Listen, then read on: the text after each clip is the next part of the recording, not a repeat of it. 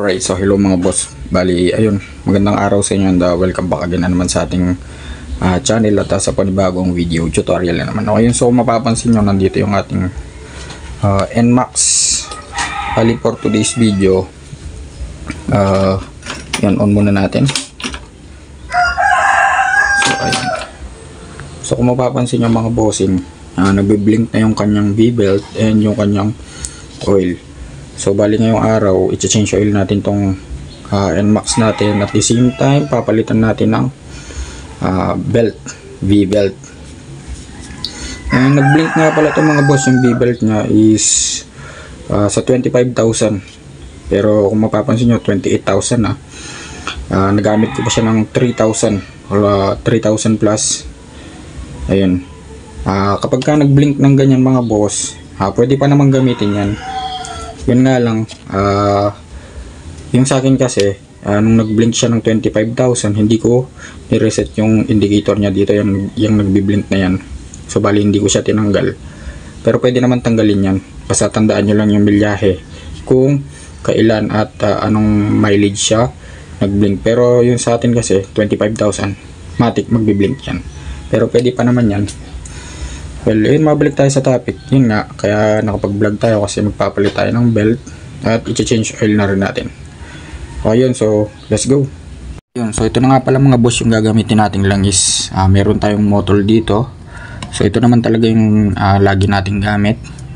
Siyempre, Malug gear oil at yung V-belt na ipapalit natin. So nabili ko nga pala yung V-belt na yan, 900 pesos. Yun, so replacement lang. And sa palagay ko yung genuine yan, medyo mas mahal pa ng konti, mga 1,000 plus ganun.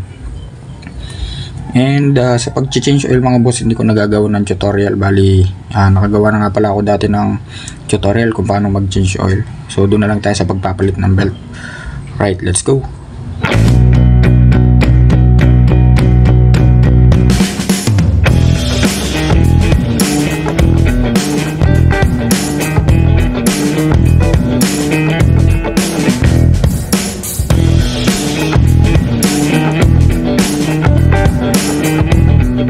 So tapos na tayo mag-drain mga boss. Bali, sasalinan na natin siya ng langis ngayon. Ayan. So napakadali lang naman mag-change oil mga boss ng NMAX. Sa pag-change oil ng gear oil mga boss, hindi naman mandatory na isabay mo siya sa pag-change oil ng NMAX sa engine oil. So kumbaga ako talagang sinasabay ko lang siya every maintenance para sure ball, and may pambili naman tayo.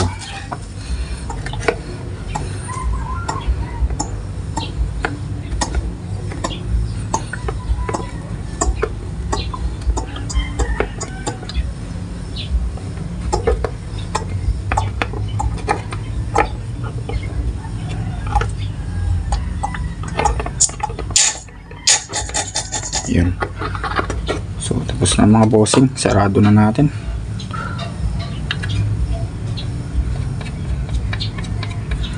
Kung mapapansin nyo, napakadumi ng NMAX natin mga boss kasi maulan nga at panay road construction yung nadadaanan natin. Yan, hand tight lang sa may takip mga boss. Tapos doon naman na tayo sa engine oil na mga boss. So bali, sa engine oil na tayo. Buksan lang natin tong kanyang oil cup and so tabi natin. Next is itong ating imbudo. Ayan. So ang kagandahan dito sa nabili nating imbudo mga boss, meron siyang strainer. Ayan, bitaw muna natin. Tapos buksan na natin yung ating motor.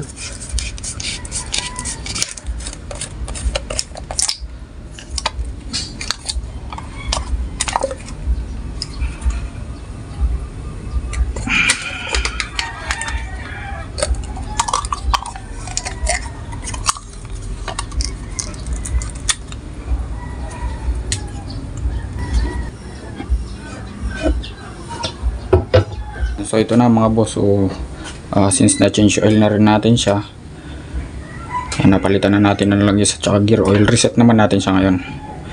On lang natin yung susi. Siyempre andyan pa yan, magbiblink pa yan dyan. And at pindutin nga pala natin yung menu button dito mga boss. So pagka pinindot natin yan, lalabas yung trip 1, trip 2, same lang naman yun. Yung battery, trip. So 4069 yung tinakbo niya. So ibig sabihin dyan tayo mag focus. Hanapin natin yung trip na yan. Yan yung gagawin nating 0. So kapag nandyan na kayo, hold nyo ng matagal itong menu button. Ayan, so nag-blink na silang dalawa, and hold natin ng isa pang beses. Yun, so hold lang natin ng matagal mga boss. And okay na yung oil natin. So na-reset na natin siya. So doon na lang tayo sa belt. And syempre start muna natin.